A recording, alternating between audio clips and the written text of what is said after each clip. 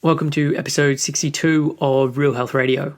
You can find the links talked about as part of this episode at the show notes, which is at www.7, all spelled out, so SEVEN health.com/62. Welcome to Real Health Radio. Health advice that's more than just about how you look.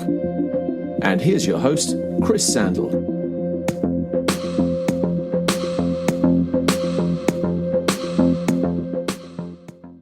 Hey everyone, and welcome back to another installment of Real Health Radio. This is another solo show where it's me just diving into a topic, and for this week's show, I'm going to be talking about stress. It's a word that's becoming much more popular when discussing health. It's also a word that probably triggers specific thoughts or ideas in your head about what it means or what constitutes the word stress. So what I'm going to do today is largely talk about stress from a physiological perspective, what happens in the body as part of the stress response, and specifically looking at what happens as part of the autonomic nervous system. And I already have planned a follow-up episode to this one where I'm going to cover what I'm talking about here in a theoretical terms, and what I'm going to do with the other one is describe it in more practical terms. And this year for me has been one that has been hugely stressful, at least for like sizable chunks of it.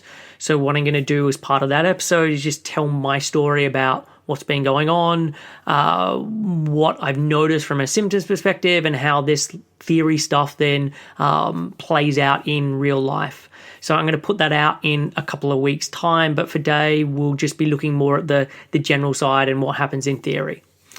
So to start with, what I want to do is share a bit of background on the area of stress. And the person who coined the word stress and did much of the early research on the topic is Hans Seyle. And Seyle was an endocrinologist, which means that he studied hormones. And what I want to share is a story about the early days of discovering the stress response, and that this story actually comes from an excellent book called Why Zebras Don't Get Ulcers by Robert Sapolsky. So Hans Seyle started working in the early 1930s when lots of hormones were just being discovered. So this was still really early days for a lot of the stuff to do with nutrition and physiology and understanding health.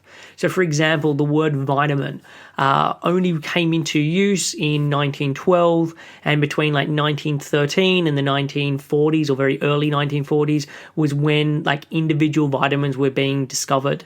Hormone discovery started around a similar time. So in 1905, a guy called Ernest Sterling coined the term hormone to describe substances that had started to be discovered only a couple of years earlier. So adrenaline was discovered around about 1900, and then other hormones, and then the glands that then secreted them was slowly being pioneered over this time. So when Seyle was starting out in the early 1930s, it was still very much the Wild West with this stuff, and it was still like really early days.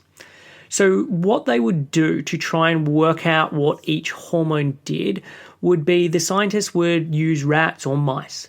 So they would then inject the rats or the mice with lots of a certain hormone to see what happened within their body. Or they would remove the specific gland that secreted a specific hormone or secreted multiple hormones, and then they would see what would happen.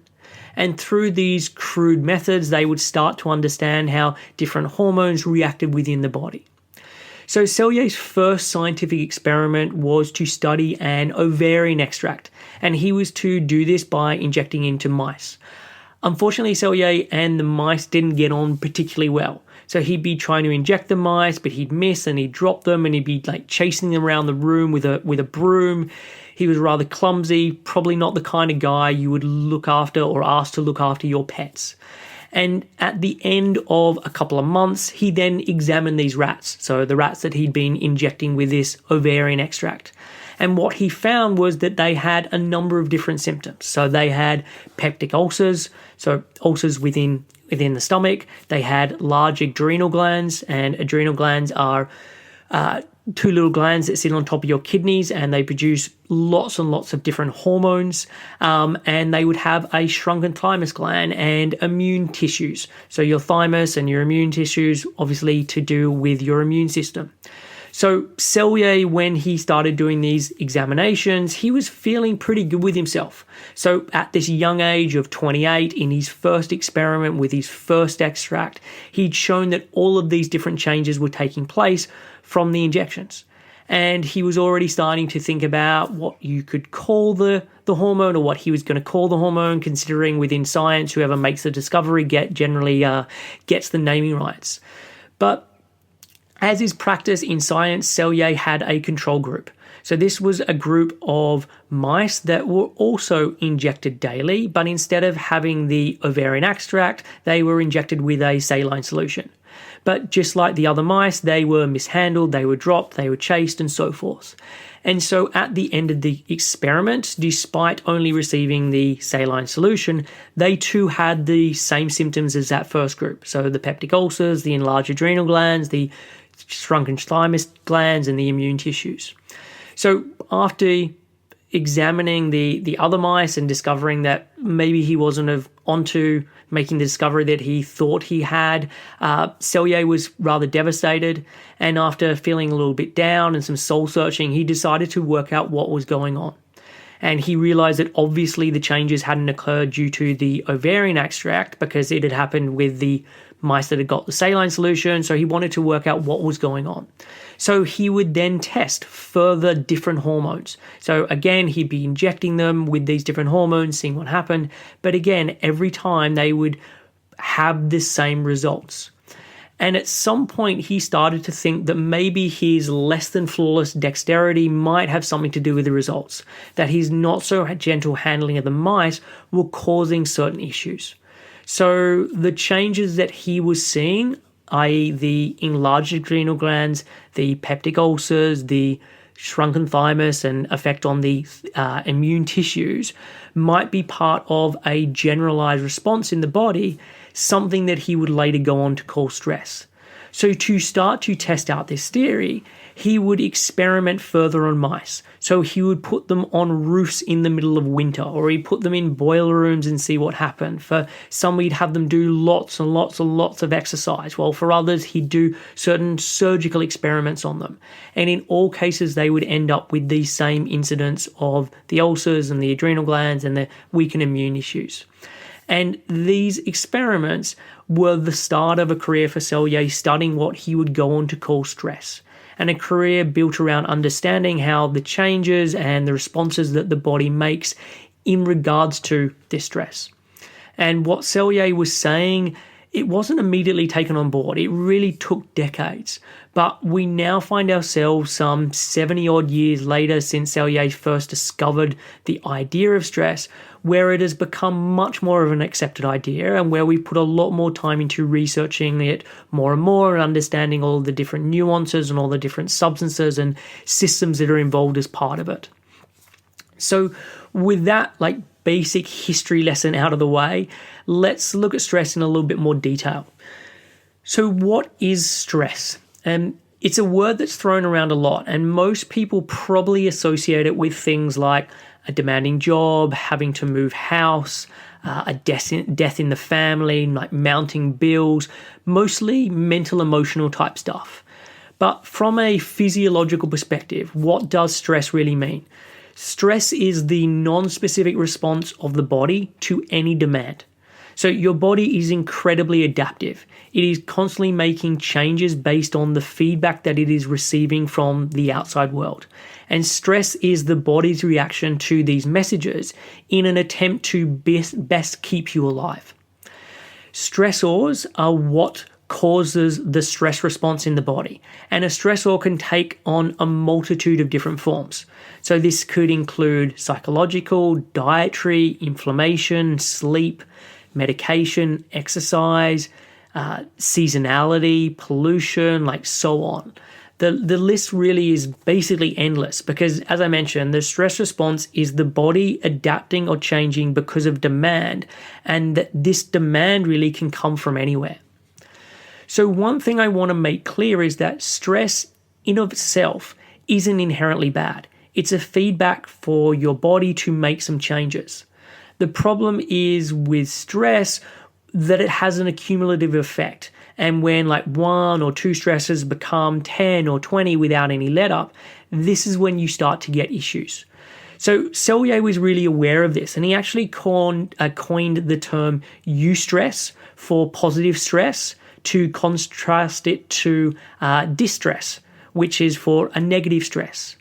And look, things are a little blurry with this because the same stressor could be either positive or negative depending on someone's psychology, the support systems that someone has in their life. It could be based on where their health is at, and lots of other things going on in their life. So it's not so clear cut, but I definitely want people to understand that stress and the changes that it makes are often a very good thing in people's lives and are incredibly important. So the avoidance of this stuff can be just as problematic as overdoing it. So you're wanting to have this like dance about getting things in the right range where the body and your life is being challenged, but not to the point where it's causing damage that you aren't able to recover from or you aren't improving from. So the stress response works in the body by releasing different hormones and different chemicals, and these hormones are substances that are released by different glands in the body and then enter into the blood, and they then travel to different receptor sites and are a way for the body to signal for certain actions to take place. And the stress response affects all of the body systems, and it's mostly driven by the endocrine or hormonal system, as well as the nervous system, particularly the autonomic nervous system. And so I'll go through some of the specifics with this stuff, but I just want to make a broader comment to start with. An important idea to understand is that this stress response is generic. So whether you're walking onto a dark train station late at night and seeing a group of guys approaching you, or you're going too long without eating food, or you're thinking about all those dumb things that you said in some job interview, or you're stuck in traffic, or you're going too long without getting proper sleep, like all of these situations, while they are very different, cause the same changes in the body as part of the stress response. Some may be stronger than others, but it's still using the same systems and the same chemicals and the same circuitry. So to understand this a little better, I want to explain the physiology of stress and explain the autonomic nervous system. So the word autonomic means automatic or self-governing. And so it means that this is largely out of our conscious control. And the autonomic nervous system, it transmits signals to and from different parts of the body, and this causes different actions to take place. And this includes things like your heart rate, your digestion, your respiratory rate, your pupillary response, urination, sexual arousal, those kind of things. The autonomic nervous system can be split into 2 sides, and you have the sympathetic and you have the parasympathetic, which I will go through both of these in a second. But one thing I want to mention first with this is that the autonomic nervous system, it works on a continuum. So it often feels when people talk about the sympathetic nervous system or the parasympathetic nervous system that there is like a switch that turns one of them on and then turns the other one off and vice versa. This is not really what happens. It's really working across a spectrum. They often talk about these systems even being complementary. So as I talk about this stuff and I mention what happens in each of the states, whether it be the sympathetic state or the parasympathetic state, understand that this isn't binary. It's not one or the other. Yes, there are going to be some actions that antagonize one another, but it's not like a switch where one thing is working 100% and the other one is completely shut off and then vice versa. So let's start with the sympathetic nervous system, which is commonly referred to as your flight and fight system or fight and flight system. This is the side of the nervous system that is turned on as part of the stress response. So this can be to a greater or a lesser degree depending on what the stressor is, but it is the sympathetic nervous system that is activated here. So to demonstrate this, think back 10,000 years ago. You are on the savannah and you suddenly see a lion. So your body shifts to be ready for the danger. Your pupils dilate, so your vision is more acute. Your digestion and your reproduction become not so important right now. So the blood rushes from these systems and it goes instead to your bigger muscles, to your heart, to your lungs, to your brain, to give you the physical ability and the mental acuity needed in this situation. Your blood pressure increases and so does your pulse rate. And this allows nutrients and hormones to be pushed around the body where they need it. You start to sweat as part of this process as well. And these split-second changes are all thanks to your stress response and the sympathetic nervous system. Today, we are not living on the savannah, or majority of us are not going to be living on the savannah who are listening to this podcast, and we're not fighting off lions, but we still have this same reaction within our body, and that is that stress response. So a couple of things I just want to mention. The first is that we often talk about the fight and flight as if these are the only two options that we have in this situation. There is actually a third option, which is known as disassociation or the freeze response. So this can be like physically freezing. So in the lion on the savannah scenario, the body becomes completely still and in a sense plays dead or hopes that the animal won't see them move or won't see them because they're not moving. But the disassociate response can also relate to the mental side as well. So for example, someone who's having something very traumatic happen to them that because of the way that the body works, it can then completely lock out or ignore that thing from the conscious awareness. And in a helpful situation where this is happening, this can allow someone to keep going in a crisis. So the second is that the sympathetic response is largely about the here and now, and it does not care about the long term. It can be hugely inefficient with regards to energy and the resources that it is using. But when your body feels like it is fleeing from a lion or the proverbial lion, it's not time to be conservative because you could end up being someone else's dinner. So it's happy and it wants to use as much energy and resources in that moment to deal with that situation. So stress really makes the body shift its priorities, becoming concerned for surviving rather than thriving, so for short term instead of long term. And unfortunately, as I'm going to go through, a lot of the long term projects are stuff that are pretty important to everyday life. To quote Robert Sapolsky, who I mentioned at the start when we were talking about stress, he says, "If there's a tornado bearing down on your house, this isn't the day to repaint the garage. Hold off on the long-term projects until you know there is a long-term." So looking at some of the systems that stress and this shift into the sympathetic nervous system starts to impact on, the first one is digestion. Digestion is impaired. Food in the stomach and the digestive system can't be turned into energy quickly enough, so let's not waste the energy on it and just make do. If someone is in a genuine life and death situation dealing with a lion, then digestion probably comes to a complete stop. But what happens with most people and in most situations where the stress is much more chronic is that people are dealing with digestion that is more impaired rather than being totally shut off.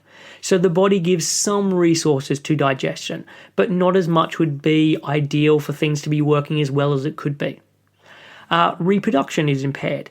If you have the proverbial lion chasing you, survival is way more important than procreation. And how this plays out in everyday life is that libido is often reduced. For men, there can be more trouble like getting or keeping an erection, or they can be more prone to premature ejaculation. For women, it can lead to the same decrease in libido. It can lead to an inability or a real difficulty in terms of orgasming.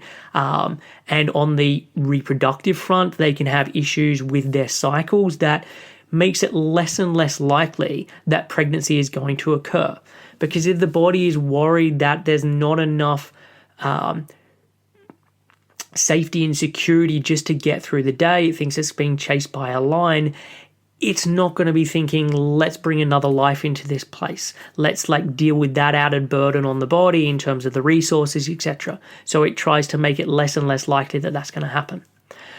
Immune function is also impaired. If we are to use the lion on the savannah scenario again, spotting tumors that might kill you in a year or making enough antibodies to protect you in a few weeks is not important compared to the current emergency situation. What happens with the more everyday stress that's much more common, that's much more chronic, is that the immune system starts to be less effective. And this can be meaning that it becomes weaker in the sense that we normally think about it, where someone is getting more illnesses and they're taking longer to get over them. But it can also cause issues in other ways. So you get the immune system completely overreacting to situations. So something that should be innocuous and be very minor for the body instead feels like the whole army has been called in to deal with it.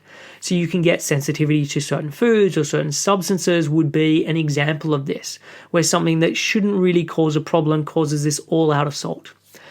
It could also be something like an autoimmune disease.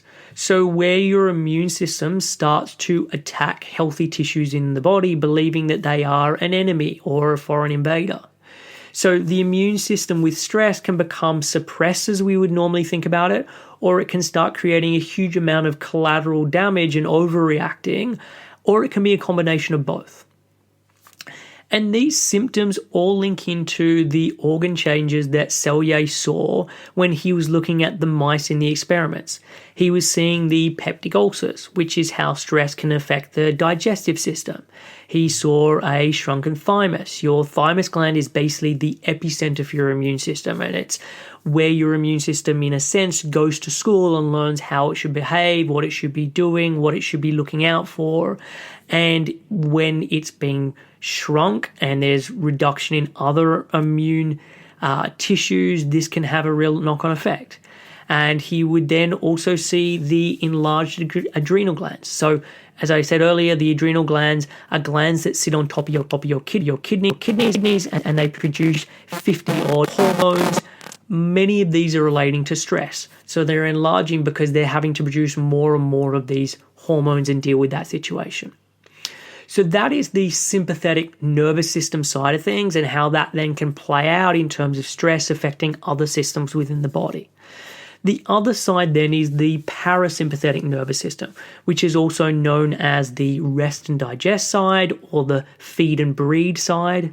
So from a symptoms perspective and the changes it makes, it kind of leads to the opposite of what we saw in the sympathetic nervous system. But let me just run through that. So the body, when you're in the parasympathetic side of things, it prioritizes digestion, it prioritizes reproduction. So blood flows properly back to these areas. You salivate, you produce more digestive juices and enzymes so you can correctly digest your food and digestion can take place. It's also the state that is best and most conducive for sexual arousal.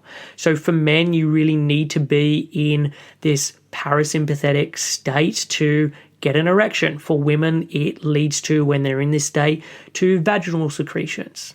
So making it much easier and more pleasurable for sex to take place. When in the parasympathetic state, your heart rate and your blood pressure are also reduced. You can think more clearly about the longer term. So this is the side that we need to balance out stress and balance out that stress mode. And so we can have more of this parasympathetic side of things feature in your lives or in your life. So we need to find ways to live our life, or we need to find hobbies and activities that allow us to be leaning more into this mode of things. And this doesn't mean that every minute of every day should be in this anti-stress mode, but we should be finding ways that it is happening more and more.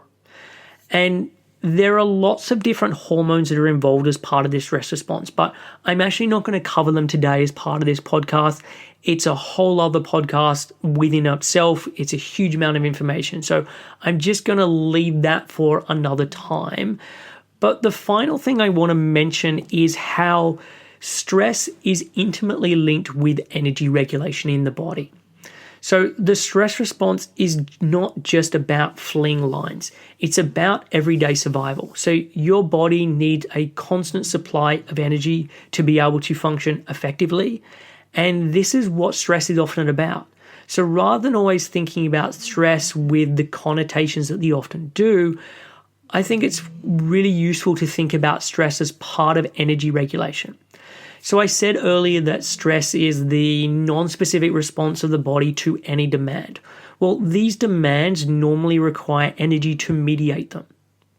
And so the stress response gets turned on.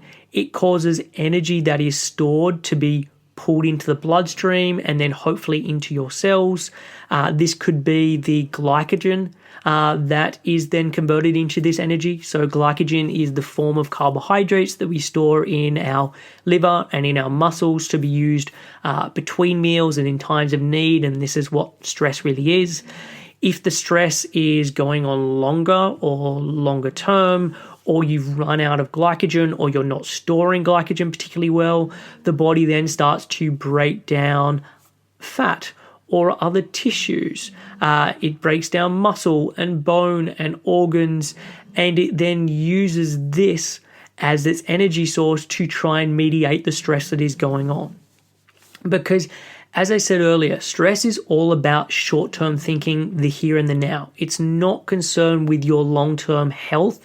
It's just concerned with getting you out of harm's way and getting you out of harm's way right now. So if I'm trying to help someone deal with stress, making sure that they are having regular energy come in and that they are matching up the energy being taken in with the demands that are being placed on their body is really important. And let me just say that this isn't always the solution. Stress isn't always caused by a lack of energy, and it isn't always mediated by having more energy come in. It's much more multidimensional than that. But I want to be knowing that we're taking the lack of energy part of it out of the equation, so that if stress is continuing, we can know that, you know what, it's not because there's too little energy coming in, there's other reasons happening for this. But in reality, what I do find is that clients have stress in their lives coming from lots of different angles and for lots of different reasons. And that this situation is then made much worse because they're then rubbing salt in the wounds because they're then under-eating, and that this is then perpetuating that stress response. And so this is often why there can be such an overlap between stress and thyroid issues. Your thyroid gland is this integral part or integral gland in deciding how much energy is used and really impacting on your metabolic rate. And if the body feels it's not got enough coming in to deal with what's being asked because all this stress is going on and it's having to put energy towards this stress response, certain functions are going to be reduced, like what we've seen with digestion or reproduction or immune function. And if you're then doing blood tests in these situations and you're looking at thyroid hormones, the numbers could appear as though the thyroid is underfunctioning.